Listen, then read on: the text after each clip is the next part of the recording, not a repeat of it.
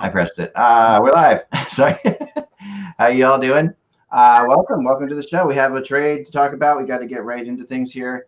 Do a little, if we have any, Russ's internet's down right now. So we're working on that. He's working on that. That's kind of crazy. He can use his phone. Yeah. So he's gonna be back shortly. Can we just start right in here? Yeah. Let's just do that, okay? So let's go right to the official. This is the thing for the beginning of the show, so people who are fast forwarding through can see it. All right, it's the 21st. Hello, Hockey World. It's Friday, February 21st, 2020. I'm Michael Agello. I'm Jan Levine. And I'm Eklund. You're watching HockeyBuzzcast on HockeyBuzz.com. This is the podcast that comes to you every Monday through Friday to fill you in on the comings and goings in the hockey world. This is the 1 o'clock podcast. For those of you who are on Patreon, Patreon help people who help give us like a buck or two. There's going to be a podcast at 3 o'clock. That link is posted on the Patreon website. So if you're a supporter, that podcast is going to be very different and a lot of fun. So 3 o'clock, we'll see you again. But we're going to first do our regular scheduled podcast here at 1 o'clock today. And the stuff that we're recording at 3 will be posted tomorrow. So here we go. We have a trade, Mike. What's going on? Okay, just broke about 15 minutes ago. The Bruins acquired Andrej Kase from the Anaheim Ducks. It's a pretty interesting deal because it involves David Backes, and I know, Aki, that you had mentioned Backes and them willing to be including their first-round pick. I don't understand what Anaheim is doing because they have enough dead money as it is. I knew this was happening because I was told that they had somebody who was willing to take Backes in a first-round pick. Yeah, I think it's dumb because he can't play anymore. But maybe they think that because they have the cap space of Kessler's contract not counting because he's probably never going to play again. Yeah, that they can do this for a year and get a first round pick. But the whole deal was Backes, and it's 25% of his $6 million contract is being retained by the Bruins. So it's a $4.5 million cap hit for Anaheim, $1.5 million on the books for the Bruins, along with prospect Axel Anderson, defensive prospect, and the Bruins 2020 first round pick for Kase. Now Kase, he's a pretty good forward, but he's had injury issues throughout his career. And the one positive thing for the Bruins is he's signed for another year at $2.6 million, and he's an RFA after that. Yeah. So that provides similar to the deal that they made last year by getting Coyle. Coyle had another year. It's not a pure rental. It's not like it's not like Kreider. And this is the thing. This probably would have been close to the same package, Jan, as or similar package that they would have traded for Kreider. But in this instance, they get another year out of Kase, whereas Kreider would have re-signed with the Bruins, but probably would have gone and hit the market to find that big contract. Yeah, I mean, it's an okay return. I mean, they got the first rounder, but if you look at it, you're looking at the end of the first round. If that matters, we're also taking on $4.5 million of salary. As you said, they gave up a pretty good asset in Kase, who signed for next year at a reasonable rate of $2.6 million and is an RFA afterwards. So the return is decent. I don't think it's a particularly great return. Anderson is probably one of their top 5 to 7 prospects on not a very deep system itself in terms of Boston. Yeah. Decent, but not great in terms of rankings. For me, if the Rangers had made a deal like this, I probably would have been and I'm not a big Anderson fan. I don't think it would have helped them in terms of what they're looking for. The first rounder is nice, but I would want a much better prospect, especially with Anaheim eating now $4.5 million of salary in order to facilitate a deal. Right. I mean, I have a higher opinion of Boston's prospect base. I think Anderson's not their top 3 or 4 prospect, but he's 5 to 7. Yeah, I'd say if he 5. 6. I think he's higher than 7 for sure. I mean, you got Studnicka, you got Beecher, right? Trent Frederick, he's better than Frederick. Vakanainen. He's better than Frederick. He's better than Beecher. He's a terrific. Beecher? Yes, he's better than Beecher. Okay. Yeah, he's a terrific skater. He's a very good puck mover. He thinks the game quickly. He's not going to be, a 50-point guy in the NHL, but he could be a second-pairing defenseman. And I think that is exactly what Anaheim needs because they don't have that in their system. Right. They've been very good about identifying defensemen before.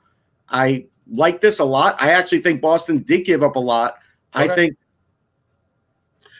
No, I was Okay. I was going to say, Russ, it's like we've talked about the Ducks and the exodus of their blue line. You know, Right. they had to trade for Goodbranson this year because after getting rid of Theodore and Montour and Matt Marcus Pedersen, that they probably needed to add a defenseman. Maybe, they added Gooley in the Montour deal, and he's not done well this year. So no, I mean, look, Anderson has just come over to North America. He's having a good year in Moncton. I looked it up. He has like 22 points in 40-something games. He'll have a much bigger year next year. No, I think this is a really good trade for them. I actually was surprised they got as much as they did. Now, I know they ate some salary cap, but they got a first and a guy that they could put in their lineup in 3 or 4 years. That's a really good trade. I couldn't agree with you more, Russ. I mean, honestly, like people are forgetting how good first-round draft picks are right now. I mean, it doesn't matter if it's the end of the first round or not. Like the bottom line is we're seeing more and more first-round draft picks make impacts quicker every year. Yeah. And this is what you get in, they're only paying half of Backus money, so it's $3.5 million. No, 25. No, 75% of it they're paying. Yeah. Oh, okay. So they're paying. They're paying 4.5 for this year. They're paying 4.5, but they have good cap space because of where they are as a team. So, I mean, I'm not going to say that Backus is going to come in there next year and play for them or anything like that, but he's not a bad guy to have around. He's a good guy. He's a good leader. It's not like you're getting this pariah, in Backus. You're getting a first round draft pick. You're paying good money for it, basically. That's what it comes down to. Worst case scenario, Anaheim only has to pay a little over $3 million on Backus next year if they bury him in San Diego for the year. But yeah, that's the only Russ. I said to Jan, and I think this is the case. I think Don Sweeney looked at the package that he was offering for Kreider, and I don't know if it would have been exactly the same, but maybe it was close to what he just traded for Kasha. And in getting Kasha, he has a forward for this year and next year, $2.6 million. Whereas if he traded that same package to Kreider, he'd have him for this year, and more than likely he would have gone someplace else or tested the market and cost them a ton. So that I'm going to give you the Flyers once went and signed John Van Beesbrook instead of getting Mike Richter, and this is exactly what you do this. Unless you bring this up, this is like, why? What did I do to you? No, but this is exactly what the Bruins did.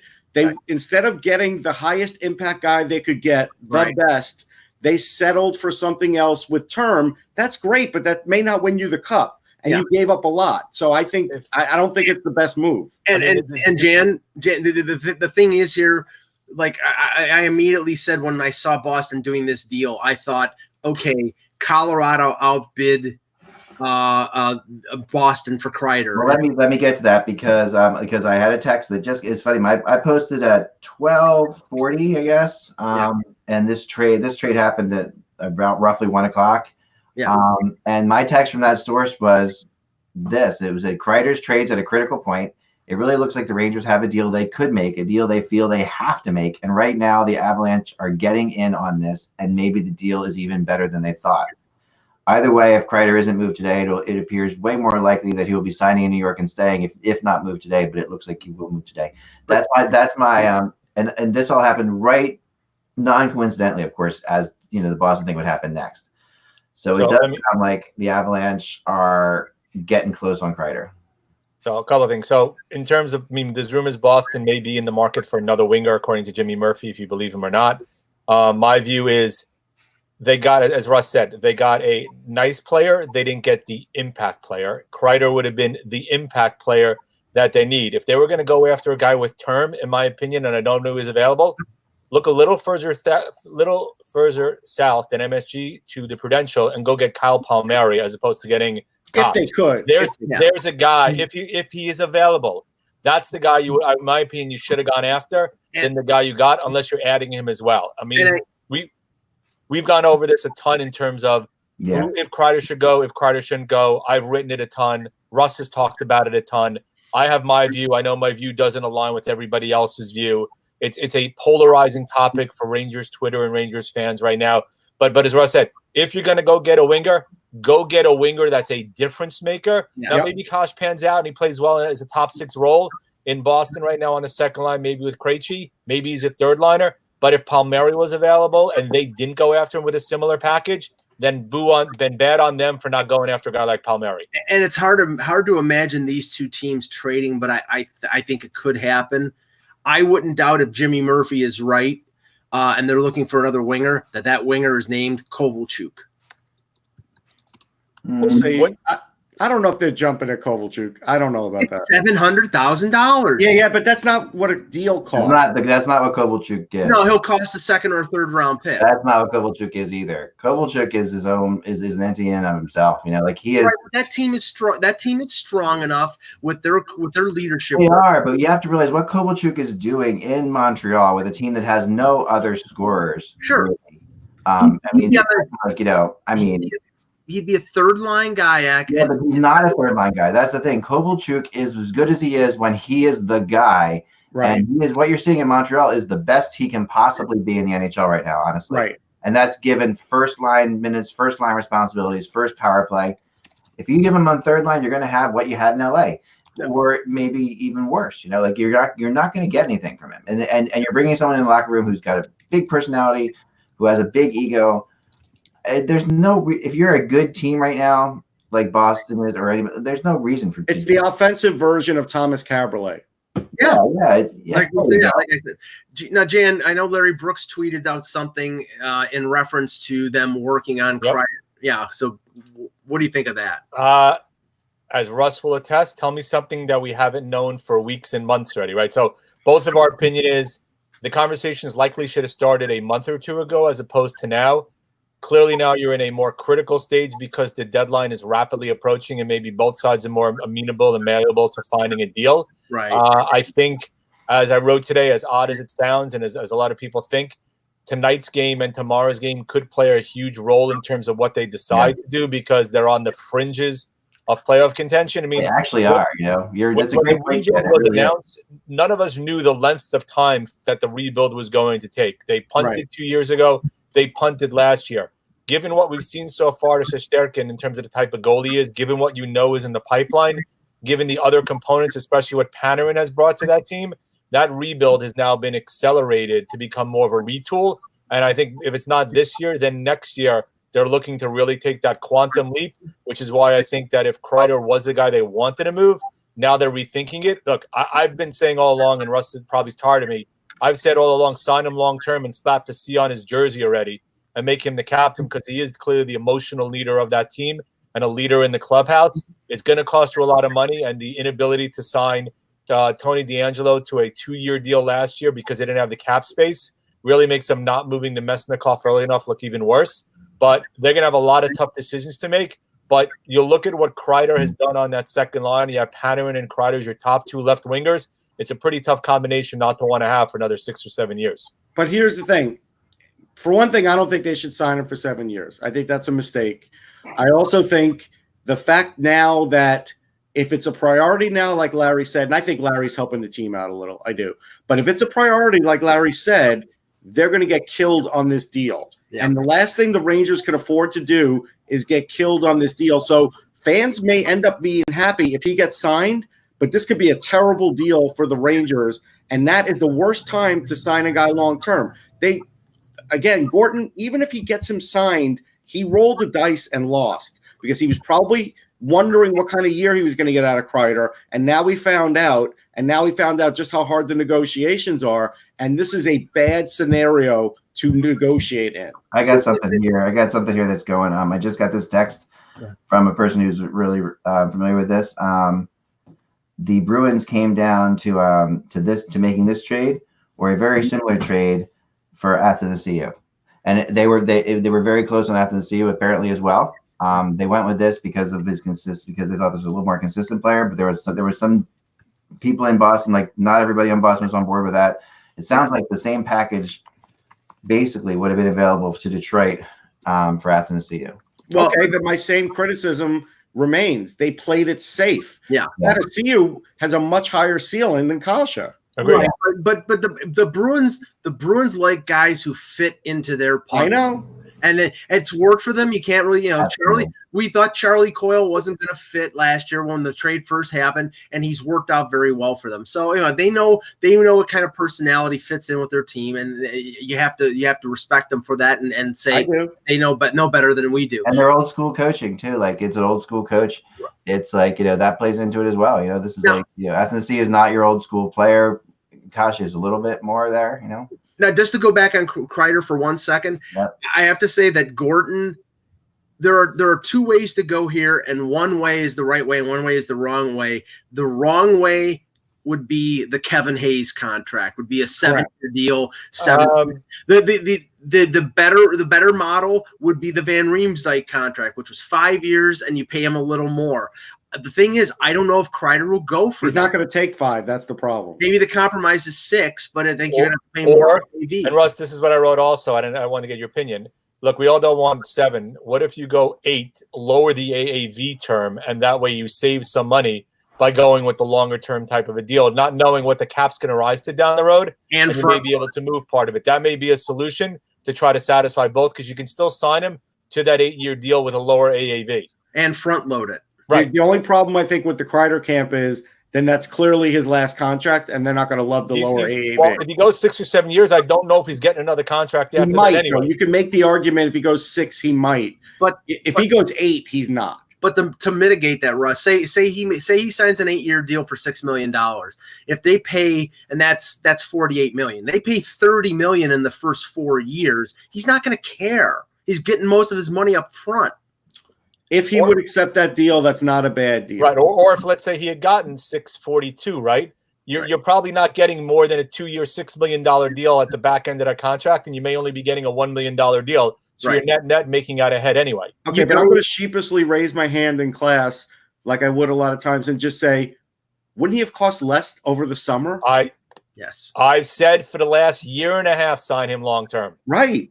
And so that's the big failing here. I agree. There's no question. But it's also, look, the big failing is I would have gone the 2-year, $3 million range with D'Angelo also. Me too. They had enough room and would have been up against it a little bit, but you would have had him at $1.5 million next year. Mitch Marner, Russ, would have cost the Leafs in the summer of 2018. I think it was $8.5 or $9 million on a 5-year deal, and they said no thanks, and it ended up costing them almost $2 million more a year on a 6. Like, it's just, I get that you want to see a little more from a player. I get it.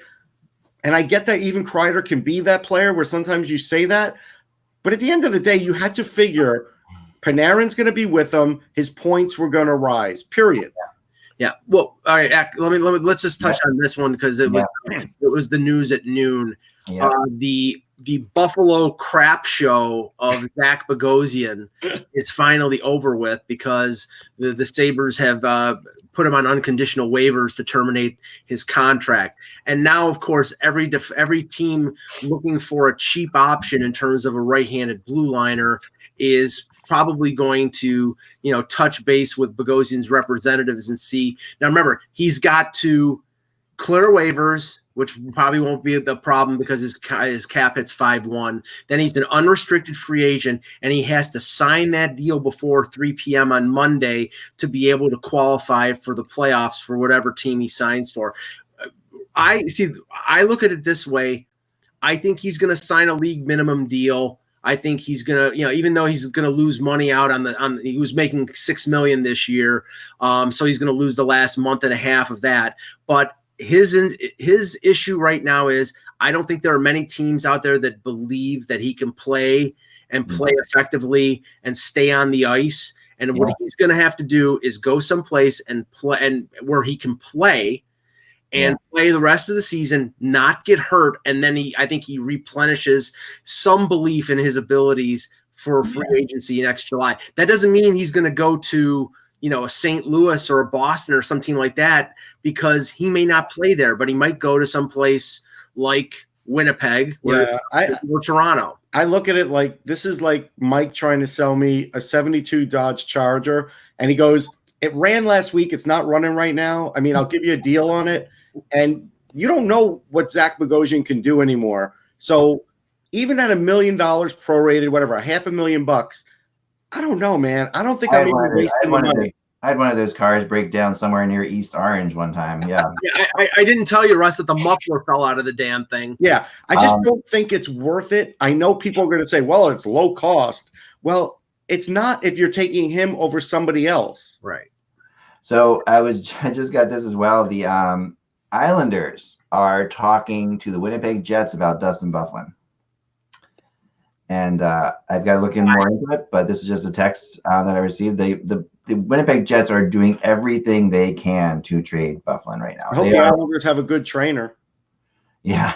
I mean, it is like, to me, this is an interesting character, because if you get Byfuglien with Barry Trotz, you know, I think I would think about this. I think that's what Lou's thinking. Yeah. Okay. All right. Let's look at this in the mediocre possible terms. Yep. And this is the only way. And I think it could be worse than this.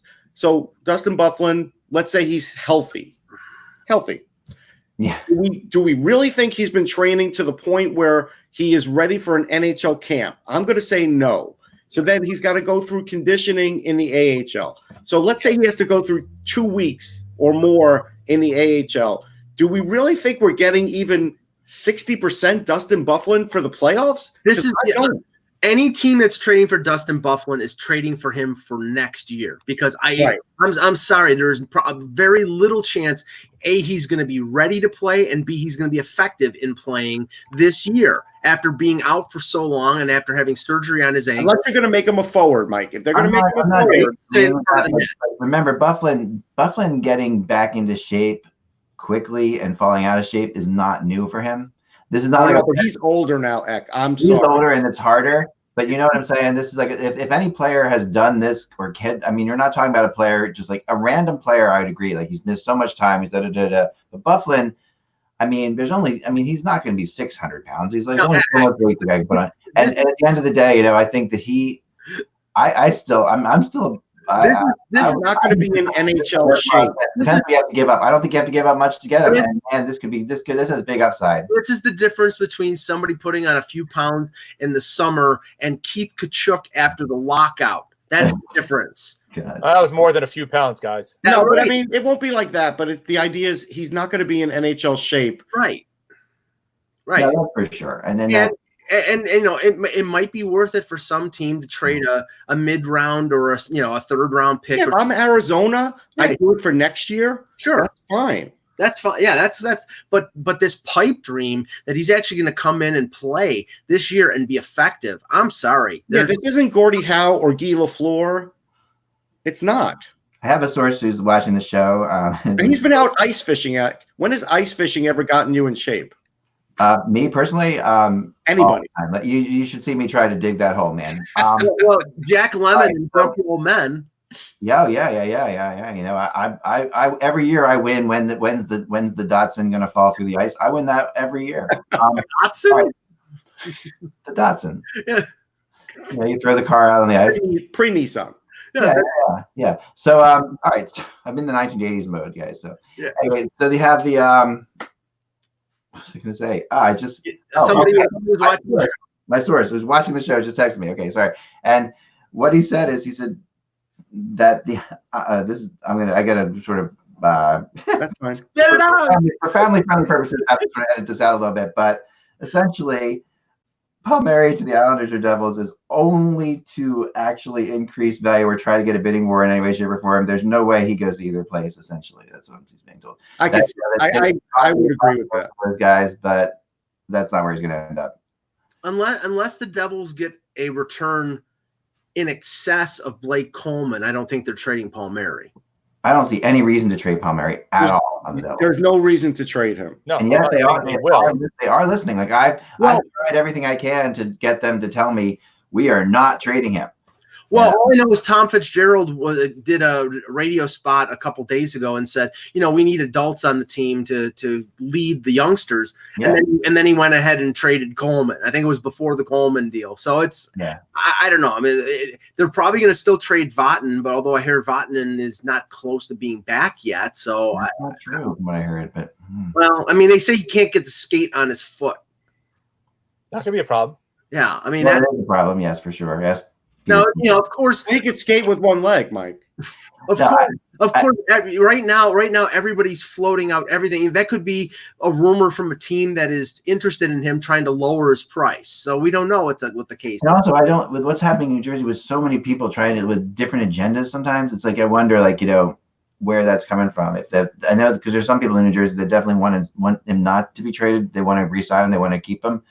I just wonder about this, like, because I've talking to people that I talked to yesterday, I really trust, say that he could play. It's just a matter of playing through pain, which a lot of players have to do right now. And he would be doing that if they were in a playoff run, and that this is basically holding him out. That's what I was told. So, and that was all right. Then I'm going to even say, if Dustin Byfuglien is playing through pain, he wasn't all that effective when he was healthy. Yeah. Well, Dustin Byfuglien, that's hard to say. Is it? Was he a good defenseman? No, he wasn't good defensively. He's always listen, the thing about Dustin Byfuglien is he is a factor. Like, he is a factor in games. He's a physical factor. Sure. Yes, but he's an adverse factor in your own zone at times. What, Jen? He's an adverse factor in your own zone at times. Yeah, that's why what Russ said about him playing forward, which he did in Chicago. Yep. And I can see it. Yeah, then you could put him in front of them in the power play, put him on the wing where he wouldn't be as much of a liability. But he loves playing defense, and that's where he can be a difference maker either way, giving it away in the defensive zone or rushing the puck up in the offensive zone. I want to remind everybody, last year he had 4 goals. This is a healthy Dustin Byfuglien. The year before he had 8 goals. This is a healthy Dustin Byfuglien. He had 31 points last year. What are we talking about? We're talking about Sandis Ojlic coming back. Like, that's what we're talking about. Now,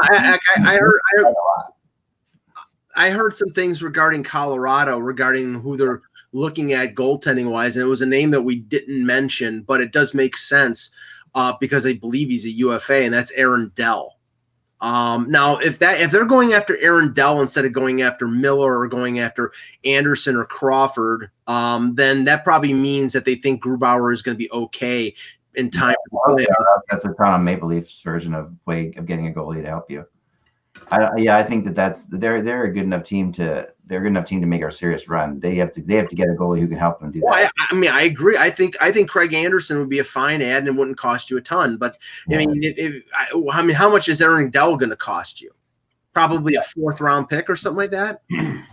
Yeah, nothing. Honestly, I mean the other way I've heard is Robin Leonard, and that's like the one thing and that depends on what Chicago's going to do. But Chicago really wants him to stay there. They want to sign him long term. Yeah, I heard Leonard in terms of Carolina too, and that's they tried, but apparently what I was told, at least Carolina, it was just way too much money, way too expensive. Like, the price for Leonard is incredibly high for a rental type situation. Now, Leonard's not going to be rented. He's their number 1. Right, but he's a UFA. Well, I mean, Crawford's actually taking a decent temporary. I mean, and one of them. I think Chicago signs Leonard before they're going to sign Leonard. Yeah, but how long? He says he wants to be paid, quote unquote, fairly. What's fairly?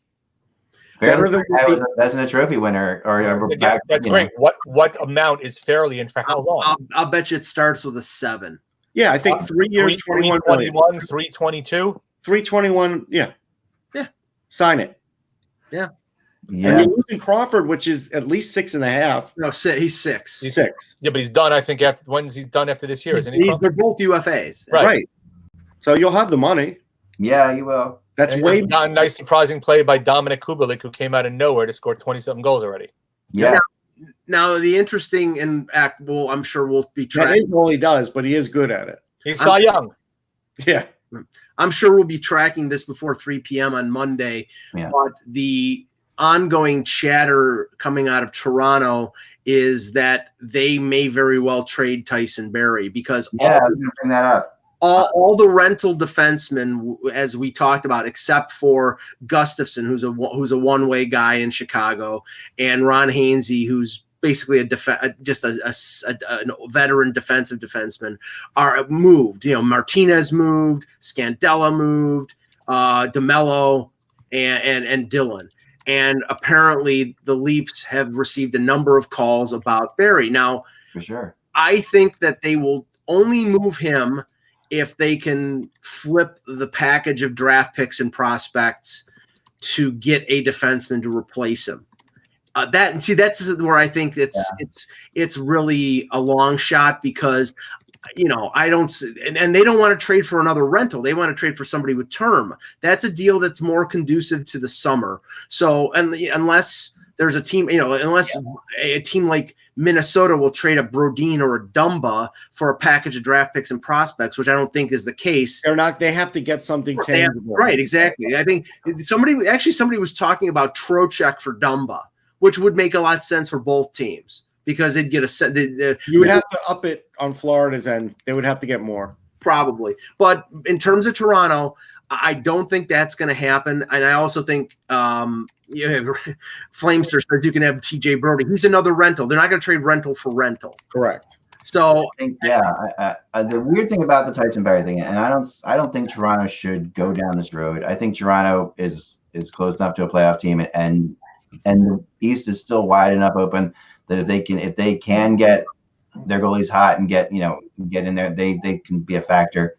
Well, I don't know. Let me ask. What's interesting about this is that Barrie is from talking to people around Tyson Barrie, he does feel like he's going to get traded, and that was surprising to me. Like when I talked to people about that. I know that Barrie liked it in Toronto, but they, after it's basically the worst kept secret that they have an agreement with Jake Muzzin. That Muzzin's probably after March the 1st, when the amount of money you can allocate toward next year's cap goes up, that they're going to announce a deal with Muzzin. So CC's going to be gone, and Barrie is going to be gone too. And if you can get yourself a defenseman under contract for next year in a deal somehow involving Barrie, then and Russ, the team that they were talking about in terms of interest in Barrie was Vancouver, which I don't see it. I don't know why they'd want him.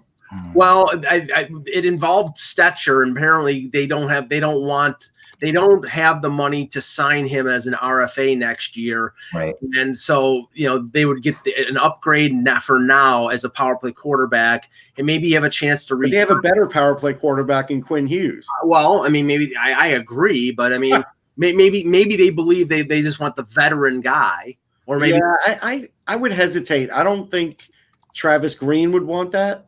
I think he believes in Hughes, but here's the thing, and this is the question I would ask you, Mike. How bad is the Leafs defense if they move Barrie?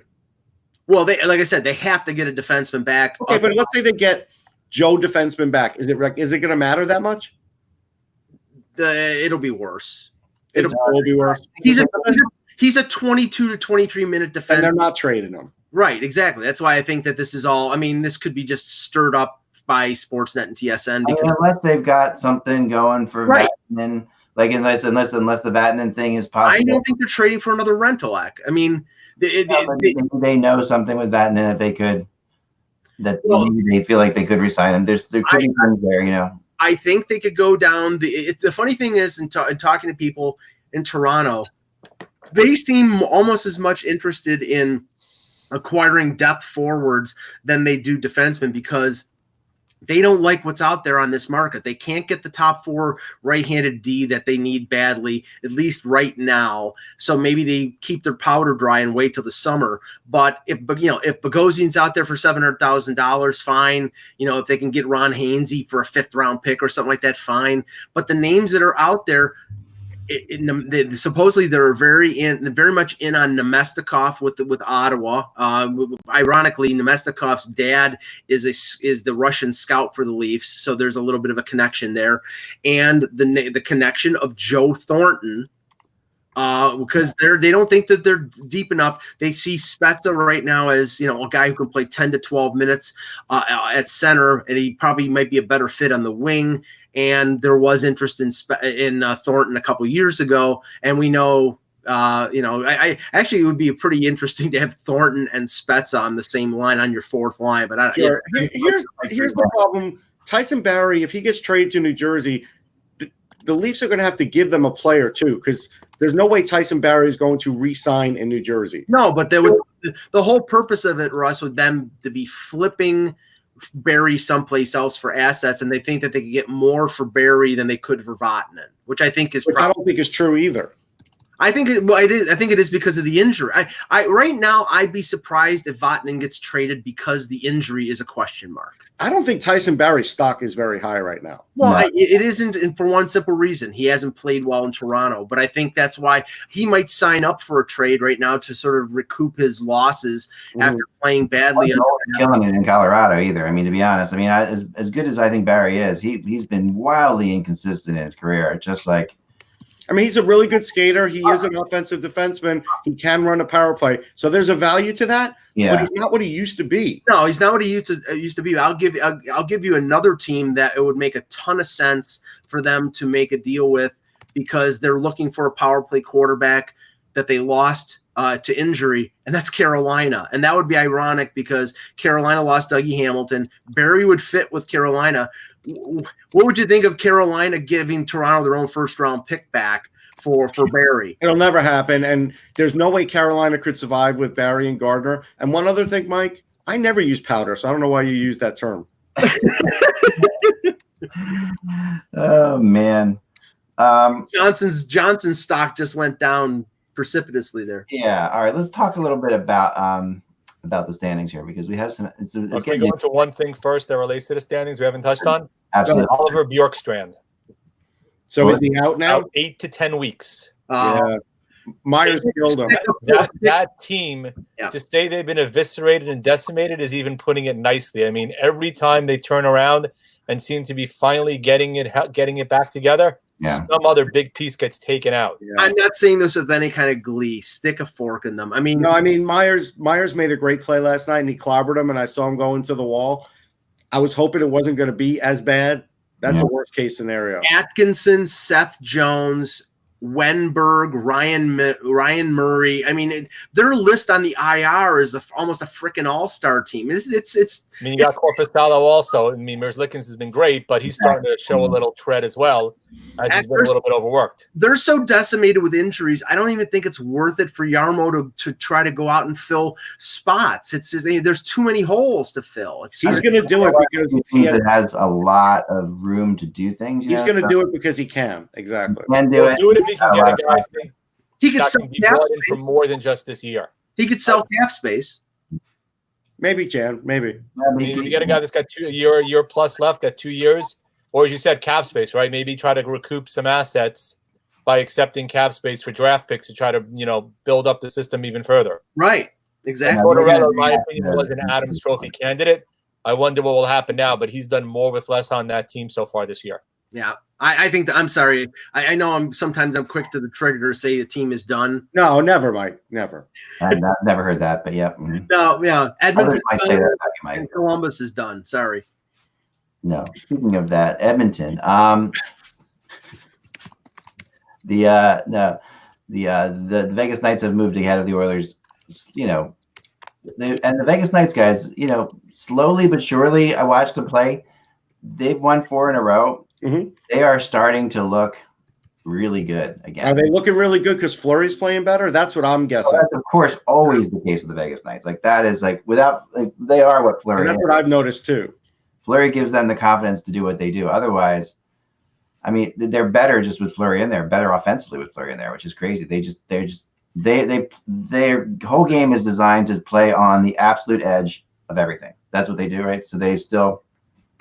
And can anyone notice any difference in coaching changes in Vegas? Like, and Gallant's gone, but it feels like it's not like they made some drastic changes. They're playing the same exact system, the same line. Sometimes it's enough to have a different voice. Well, we all thought that getting rid of Gallant wasn't the right move at that time anyway, and it was a knee-jerk reaction based upon a 10-game stretch. So yeah, it's really strange. I mean, to me, it's a bizarre situation. Yeah, well, I mean, going back to Edmonton, I heard Bob McKenzie talking on one of the Toronto radio stations this morning, and he was mentioning Edmonton and how their situation is really bad in the sense that all these we lost that for a second. All these players that are injured right now are not out for the rest of the season, so they can't spend money because they don't have anybody on LTIR. And right now, like that limits their ability to go after a guy like Pajot. Now, apparently Holland has come out and said he'll trade his first-round pick for the right player, but it has to be somebody with term. That doesn't mean, Pajot is a guy who's a rental, so they're not going to make that deal. But I don't even know why he would do that. Right. I mean, actually, the name, and I know he's not a top. Maybe I'm going to go out on a limb and just say this is Ken Holland saying that. Yeah. So the fan base is happy, and Right. and if it really were a great player, then yes, it's worth it. But he's really not going to do it. The name that he floated, who it's not Pajot, it's somebody from the Senators. And I think he's an Edmonton native, is Tyler Ennis. And you know what? If you're giving up a mid-round pick for Tyler Ennis, That's fine. He's got 13 or 14 goals. He's had a really good year. No, that's worth it. Yeah, that would be a smart move. There's no way I'm trading a first for a guy with like a year left on a contract. Right. I don't know how they would do how Edmonton would do this monetarily. I have no idea. So I'll just say that I'm hearing it, and that's all I'll say. We can figure out how they would do it, but maybe Holland knows how to. But I've heard they have interest in Brandon Saad in Edmonton. You're going down the Lucic paths with that, man. He looks okay right now. This moment, Yeah. it could go. I mean, the wheels could fall right back off again, and I would never make a deal for him. I think I heard that the Islanders were considering Brandon Saad as well, but he's $6 million for next year. He's If expensive. the Islanders get Brandon Saad, it will be like when they got Andrew Ladd. I don't think that's true at all. I don't think that's true. I think they play a very similar game, and I think when the Islanders got Ladd, the hope was he would recoup himself. And this is another former Chicago guy that looks good when he plays with Taves or Kane, and then all of a sudden playing without them, he is not going to look so good. Yeah, right now, there's a similarity there, Ek. There is. But I think the Saad's got more left. Right now, the Edmonton Oilers have negative space on deadline cap. I know. That's why again I say I have no idea how they would do it. So they would have to trade the equivalent of $6 million in salary. That means trading what, Nugent Hopkins or two players like Gagne and somebody else. I mean, it doesn't. Yeah, I don't know how. Here's the thing: you're talking about Brandon Saad. Yes, he has 18 goals, but he has 28 points. How many of those 18 goals are with Taves or Kane as his partner? Yeah. No, that's true, but I mean, we've seen him play well without them too. I mean, it's not like Ladd couldn't, and I'm telling you, Saad would have the same trouble. Saad Ladd was a lot older when the doesn't matter. Age doesn't matter. Saad played well for a time in Columbus. Yes. When he was there, but I believe he was playing with Johansson at the time, so he had at that time a pretty decent center. Mm-hmm. Yeah, I mean, I don't know how much Saad brings to a team by himself. I mean, maybe a few years ago it would have been better, but I don't know how much he helps. Like if it's an Islanders team, they're looking for scoring, and I don't think Brandon Saad is the answer. And in fact, honestly, Russ, I would rather take a chance of putting Kovalchuk in my top 6 if I were the Islanders than Saad, because I would too. I hate to say that. Brandon Saad is also shooting at a 15.5% clip, which is like 4% higher than most years. Yeah. And his second and his highest year ever, his other next best was 13.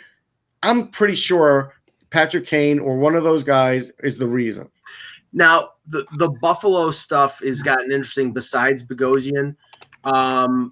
There's chatter out there that they're shopping Montour, that they're shopping Ristolainen. I don't buy it because I don't see them getting the right amount of value back. They're supposedly looking for a second-line center. And the chatter out of Buffalo is that, most people out there think Ristolainen had an okay year, but his value actually went down, Russ, because now he's only got 2 years left in his contract instead of 3. So I don't know. The longer they wait on him, I think the less and less leverage they're going to have to get the type of player that they're looking for him. I'm sorry, Mike. I lost track because I'm noticing that there's one night where Kane fed Saad and he got 2 goals. On his 1,000-point night, he got another goal. So there's no Patrick Kane on the Islanders. There's a Matt Barzal. Are you really going to put Brandon Saad with Matt Barzal and hope for the best? But no, I mean, I'm not saying he's the greatest thing since sliced bread, but I just don't think I don't think he is where where you are there. I think That's all. I just want to emphasize he's playing with Patrick Kane a lot. he is playing Patrick Kane, but also, I remember, I don't know, I've always liked him. I haven't fallen out of favor with him as far as you guys obviously have. Well, but we have to move into something here. We're running out of time, so I want to go to the NHL Draft Lottery Simulator for everybody. All right, let's do it. Tankathon. Yes, from our friends at Tankathon.com. Here we go. So, as you guys know, this is only a simulation, so no wagering. And here we go. Tankathon.com. Bringing it up here. Here we go. Ready? I gotta get a drum. We need a drum roll. Yeah, here we go. We're simulating a lottery, and it's Ottawa. So Ottawa gets this pick, and they'll also get the 8th pick overall in this scenario. That is the worst case scenario for Alexis Lafreniere. Really? For a couple of different reasons. One, obviously, the market, there's going to be so much pressure. Now, is that the Ottawa San Jose pick, or is that the Ottawa This is just Ottawa's pick. Okay. And two, if they were to get Lafreniere, after 2 years, he's going to want to be signed. Are they going to have the money to sign him? Yeah, I mean that's true. There's a lot. But I do think a lot of things there. You could sell some condos, Russ. Mm-hmm.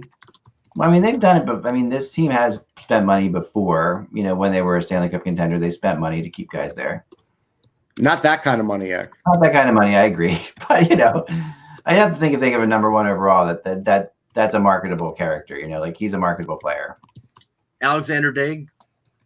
Oh, I don't think he's that. Do you? No.